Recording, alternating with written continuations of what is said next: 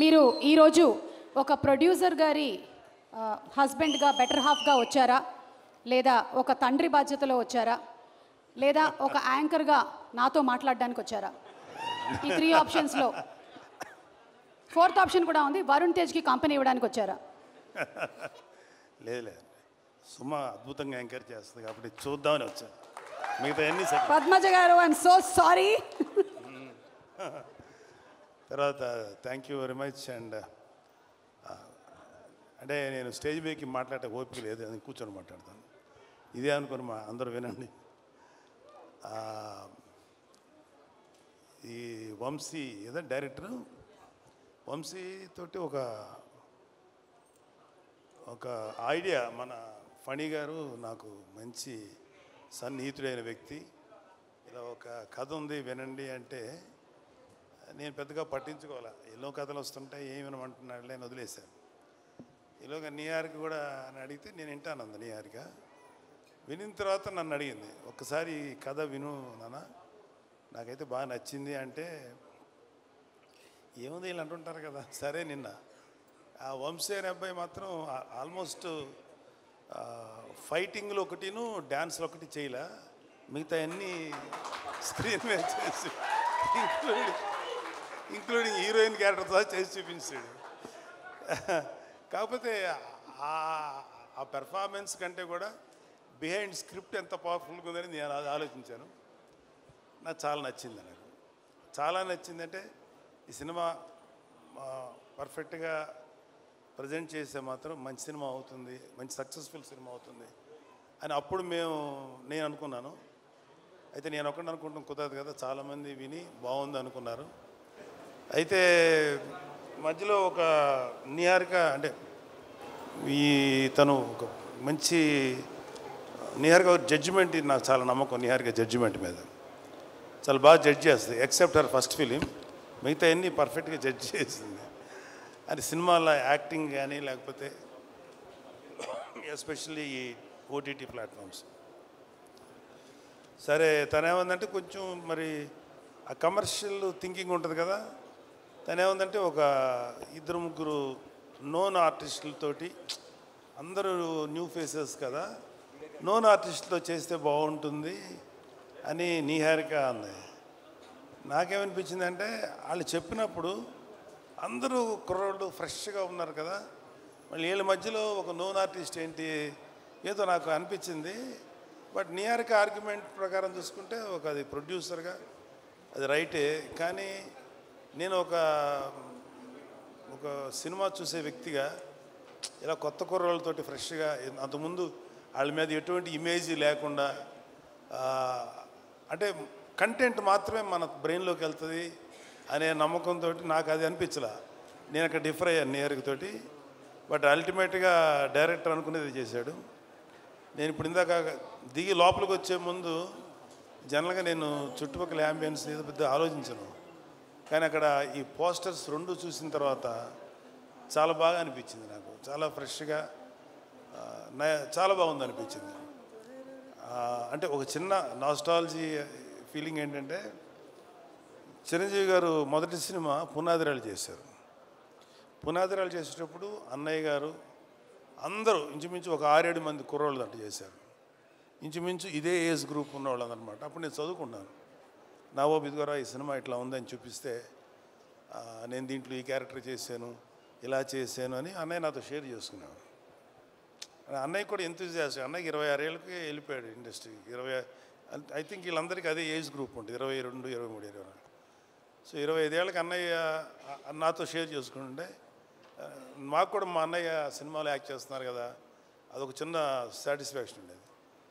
So అక్కడ కూడా విలేజ్లో వీళ్ళందరూ యంగ్స్టర్స్ అందరూ చేస్తుంటే, బహుశా అలాంటి ఫీలింగే వీళ్ళలో కూడా వచ్చి ఉంటుందేమో, అలాంటి ఎమోషన్స్ వచ్చి ఉంటాయేమో అనిపించింది. అలాగే మనూరు పాండవులు చేసినప్పుడు కూడా అంత అందరూ ఇంచుమించు ఒక భానుచందర్ కాదు, ప్రసాద్ బాబు గారు తప్ప అందరూ కొత్త వాళ్ళే, అది 5గురు. సో నాకు అంటే ఇప్పుడు పెద్ద హీరోస్ ఉన్నారు ఇక్కడ, అడవి శేషు ఉన్నారు, వరుణ్ బాబు, తేజు, ఇంకా చిరంజీవి గారు, పవన్ కళ్యాణ్ గారు, డిప్యూటీ సీఎం ఇవన్నీ కాకుండా ఇంకా వెంకటేష్ గారు, నాగార్జున గారు, ఎన్టీఆర్, నేమ్ ఎనీవన్, అల్లు అర్జును, లేకపోతే ఇంకా చరణ్ బాబు, ఇంతమంది ఆర్టిస్టులు వీళ్ళందరూ సినిమాలు చూసేటప్పుడు ఏమవుతుందంటే వాళ్ళకు ఒక ఆరా ఉంటుంది, ఏదో జరిగిపోతుంది, ఏదో చేస్తారు అనే ఎక్స్పెక్టేషన్తో వెళ్తారు. ఇలాంటి సినిమాలకి కేవలం ఒక మంచి పబ్లిసిటీతోటే ముందుకు వెళ్తే 100% సాటిస్ఫాక్షను ఇలాంటి సినిమాల్లో వస్తుంది. ఎందుకంటే మాకు ఏ ఎక్స్పెక్టేషన్ లేకుండా చూడటం వల్ల. సో నాకు ఈ మధ్యకాలంలో శేఖర్ కమ్ములు గారి, ఈ మధ్యకాలం కాదు చాలా కాలం అయింది, శేఖర్ కమ్ములు గారి సినిమా ఒకటి వచ్చింది, హ్యాపీ డేస్. ఎస్, ఆ తర్వాత అంటే ఎక్కడైతే యంగ్స్టర్స్ ఉంటారో అక్కడ ఏంటంటే నాకు అనిపించేది వాళ్ళలో ఎనర్జీ ఉంటుంది, ఒక తెలియని ఎనర్జీ ఉంటుంది. అది ఒక్కొక్కసారి ఓవర్బోర్డ్ అవుతుంది, ఒక్కొక్కసారి కొంచెం ఏదైనా తేడా జరగచ్చు. కానీ ఏది జరిగినా ఆ ఎనర్జీ తాలూకు ఇంపాక్ట్ మాత్రం ప్రతి ఒక్కళ్ళు ఫీల్ అవుతుంటారు. సో ఈ సినిమాకి చెప్పిన కథ, మన వంశీ చెప్పిన కథ మాత్రం నాకు చాలా నచ్చింది. సరే, ఇక్కడ ఆర్టిస్టులుగా చూసుకుంటే ఒక కురువృద్ధుడు సాయి కుమార్ తప్ప మిగతా అందరూ కొత్తగా ఉన్నారు. కానీ ప్రతి కుర్రోడి వెనకాల అవి కేవలం స్టిల్స్లా లేవు, వాళ్ళ వెనకాల వాళ్ళ యాటిట్యూడు, వాళ్ళ ఏదో ఫీల్ తెలుస్తుంది అక్కడ చూస్తున్నంటే. సో వీళ్ళల్లో ఆ కుర్రోడు అబ్బాయి పేరు ప్రసాద్ బెహ్రా, అబ్బాయిని కొంచెం టీవీలో చూసాం. మంచి డైలాగ్ రైటరు, కానీ అతనికి సినిమాలో చేయాలని కోరిక ఉంది. Prasad, you can try for a good dialogue writer, అది కూడా ట్రై చేయి. ఎందుకంటే కొన్ని ఎపిసోడ్స్ చూశాను టీవీల్లో తను చేసినవి, చాలా బాగా రాస్తున్నాడు, చాలా కాంటెంపరీగా రాస్తున్నాడు.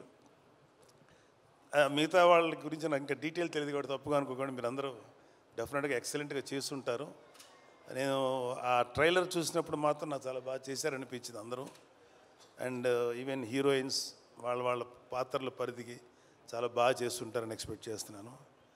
మ్యూజిక్ డైరెక్టర్ అనుదీప్ కూడా చాలా మంచి సాంగ్స్ ఇచ్చారు కాకపోతే నాకు అనిపించింది ఏంటంటే అనుదీప్ కూడా ఒక క్యారెక్టర్ చేస్తుంటే ఏమైపోద్ది, ఇంతమందిలో అతను ఒక క్యారెక్టర్ చేస్తుంటే పోద్ది కదా ఒక క్యారెక్టర్ అనిపించింది. కానీ డైరెక్టరు నిన్ను తొక్కేసాడు అనుదీప్. మిగతా ఆర్టిస్టులు అందరూ కలిసి నిన్ను వస్తే నువ్వు ఎక్కడ డామినేట్ చేస్తావు, నిన్ను తొక్కేశారు, నిన్ను కేవలం బిహైండ్ ది కెమెరాను పెట్టారు. Thank you. అండ్ మా స్నేహితుడు, నా ఆత్మీయుడు, మా ఫణి, ఒక చిన్న అతను వేరే బిజినెస్లు ఎంతున్నా సరే అతనికి ఒక సినిమా చేయాలని ఒక చిన్న పిచ్చి అంటారా, లేకపోతే ప్యాషన్. తను ఏంటంటే నేను నిహారిక గారి బ్యానర్లో కలిసి చేద్దాం అనుకుంటున్నాను. ఎందుకంటే నిహారిక గారికి ఒక మంచి టేస్ట్ ఉంది, లేకపోతే ప్రొడక్షన్లో గ్రిప్ ఉంటుంది, జడ్జిమెంట్ బాగుంటుంది. సో తనతో చేస్తే నాకు కూడా ఒక టేస్ట్ ఉంది. సో ఒక మంచి ప్రాజెక్ట్స్ వస్తాయేమో అనే ఉద్దేశంతో అంటే నిహారిక ఒక మంచి కథ వినిన తర్వాతే డిసైడ్ చేస్తానని చెప్పింది. కథ వింది, చక్కగా నాకు చెప్పి అంత ఓకే అయింది. I'm very thankful to all of you. And ఈ సినిమా మాత్రం నాకెందుకో గట్ ఫీలింగు, అంటే ఈ సినిమా బేసిక్ కథ గుర్తుంది, నాకు చాలా సీన్స్ గుర్తున్నాయి. మధ్యలో 2-3 చోట్ల కొన్ని సీన్స్ వంశీ చెప్పినప్పుడు కొంచెం గొంతు చోక్ అయింది. అంటే కళ్ళనీళ్ళు రాక గొంతు అలా పట్టినట్టుగా పట్టింది. అంత బాగా ఎమోషన్స్ డీల్ చేశాడు. ఇంకా సినిమా గురించి చాలా చెప్పి సినిమాని చెడగొట్టడం నాకు ఇష్టం లేదు. కాకపోతే ఈ సినిమాలో ఒక ఫినిషింగ్ టచ్ మాత్రం మీకు ఎక్కడో ఎవరినో ఒక ప్రముఖ నాయకుడిని చూసిన ఫీలింగ్ అయితే వస్తుంది. అతను అది ఇప్పుడు నాయకుడు కాదు, ఎలక్షన్స్కి ముందు యుద్ధం చేసినటువంటి ఒక నాయకుడు మీకు గుర్తొస్తారు. అంతవరకు చెప్పలేదు. Thank you. And I'm very happy and I'm proud of my daughter. Of course మా అబ్బాయిని చూసి కూడా గర్వపడుతున్నది వేరే సంగతి. మా అబ్బాయినే కాదు, మా మేనలుడు, ఇంక్లూడింగ్ అక్కడ అడిశేష్ ఉన్నాడు, అడివిశేషు కళ్యాణ్ బాబు గారిది పంజాలు యాక్ట్ చేసినప్పుడు అడివిశేషు మీద కోపం వచ్చేంత విలన్ క్యారెక్టర్ చేశాడు. ఎవడరా బాబు ఇంత దుర్మార్గుల్లో ఉన్నాడు అనిపించింది. కానీ అతని ఇంటెన్స్ యాక్టింగ్ చూసి అమ్మాయి ఆ కోపం వచ్చిందంటే అర్థం ఏంటి, అతను అంత ఇంటెన్సిటీ అనిపించింది.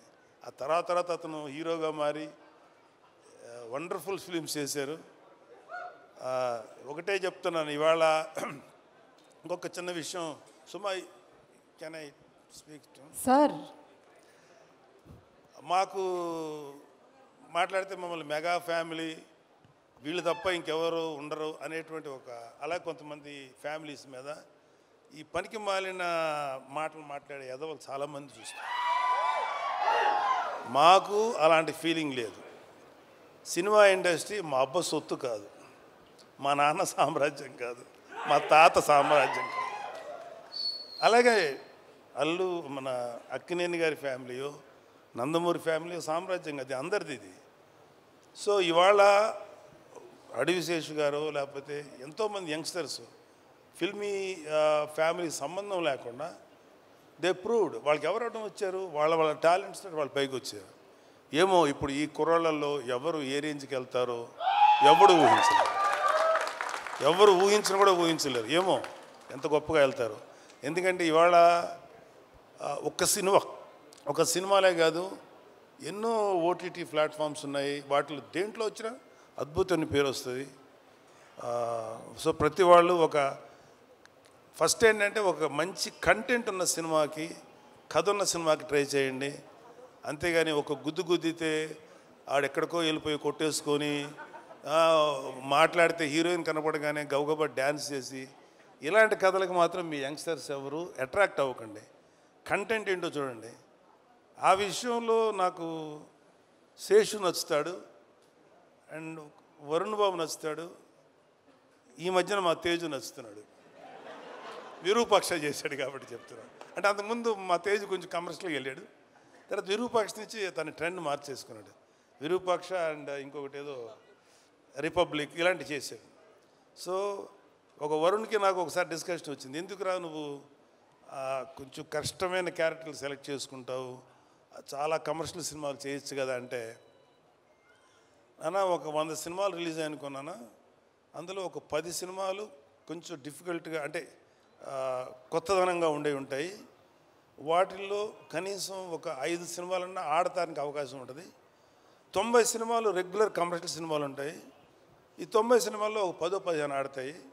మరి ఎక్కువ ఆడుతున్నాయి కదా అన్న, కానీ రేషియో చూసుకున్నాను 90లో 10 ఆడతాయి, ఇక్కడ 10లో 5 ఆడతాయి. కాబట్టి ఎప్పుడు కూడా ఒక కొత్తదనం కోసం వెళ్తేనే యాక్సెప్ట్ చేస్తారని చెప్పి, అది నాకు చిన్నవాడైనా వాడిచ్చిన రియలైజేషన్.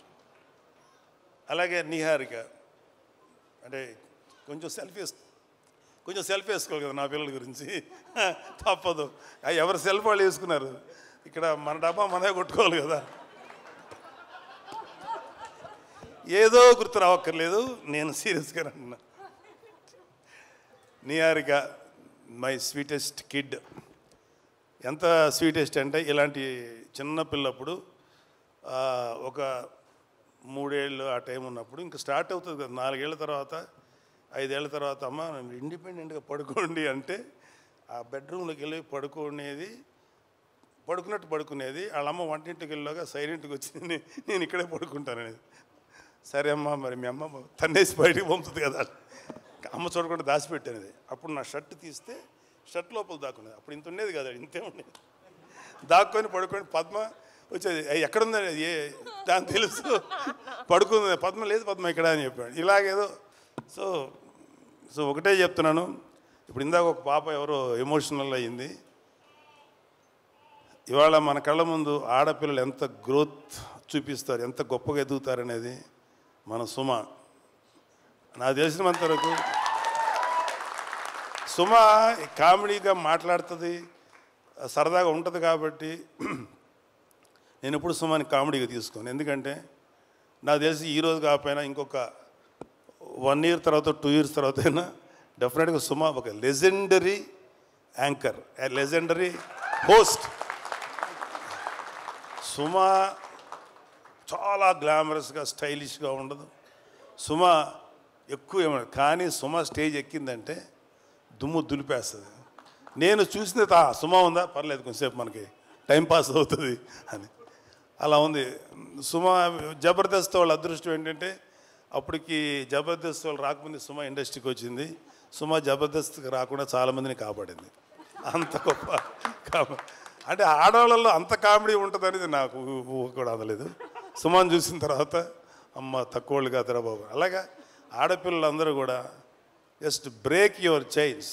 ఎవడు కూడా మిమ్మల్ని ఆపడానికి ట్రై చేస్తే మాత్రం మీరు ఆకండి. Prove yourself. The world is yours. ఈ ప్రపంచం మగవాళ్ళది ఒక్కడిదే కాదు, ఆడపిల్లలది కూడా, మీది కూడా. అలాగే ఆడపిల్లలు కూడా ఒకటి గుర్తుపెట్టుకోవాల్సింది ఏంటంటే లిమిటెడ్ థింకింగ్లో ఉండకండి. అమ్మో వాడికి వెళ్తే ఆయన ఏమంటారు, లేదా సార్ ఎవడి కోసం ఎవడు భయపడక్కర్లా. ఇవాళ your all in safe hands. ఇవాళ అటు తెలంగాణలో కానీ ఆంధ్రాలో కానీ ఆడపిల్లలకి అద్భుతమైన సేఫ్టీ ఉంది.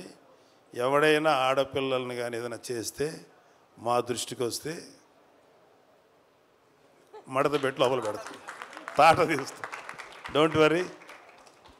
అమ్మాయిలు పాపలు మీరంతా చక్కగా కష్టపడి మంచి పేరు తెచ్చుకోండి. నాకు ఇంకా అమ్మాయిలు ఇంకా సినిమా ఇండస్ట్రీలో కేవలం గ్లామరస్గా ఉండే క్యారెక్టర్లు కాదు, డైరెక్టర్లు అవ్వాలి, కెమెరామెన్లు అవ్వాలి, మ్యూజిక్ డైరెక్టర్స్ అవ్వాలి. ఇంకా చాలా గ్యాప్ ఉంది. ఇదిగో ఈ మగ బ్యాచ్ని అందరినీ కొంచెం డామినేట్ చేయండి మీరు కూడా వచ్చి. Thank you, all the best. I wish all the best. Come take care. Thank you so much, Nagbabu garu. As usual, you inspire all of us, Andy.